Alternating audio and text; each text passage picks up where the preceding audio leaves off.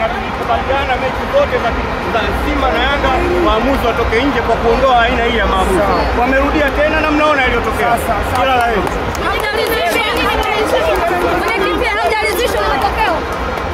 Tuambie nini na wenyewe wameona maamuzi yaliyotolewa?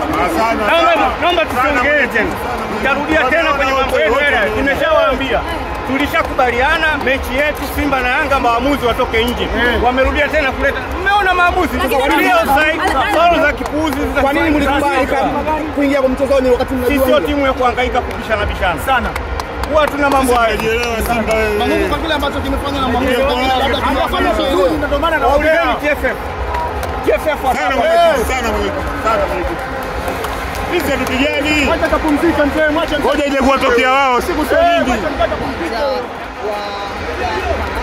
Mwenyekiti wa klabu ya Young Africa wa Simba Sports Club Murtaza Mangungu akiwa anatoka hapa katika uwanja wa Benjamin Mkapa akionyesha kwamba hajafurahishwa na yale matokeo ambayo ameyapata huko. Amekandwa mara ya 6 mfululizo na Young Africa na goli la Pacome Zouzoua ndo ambalo limelala kwenye ule ubao.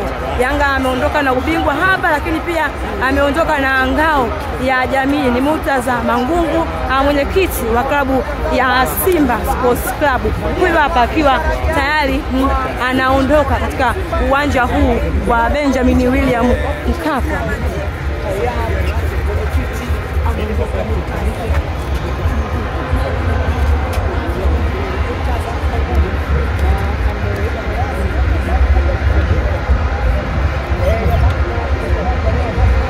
Mkachambue vizuri jamani, na kazi zingine tumeshatoa maelezo yetu na tutatoa kwa maandishi. Mbona mnatufuata tena?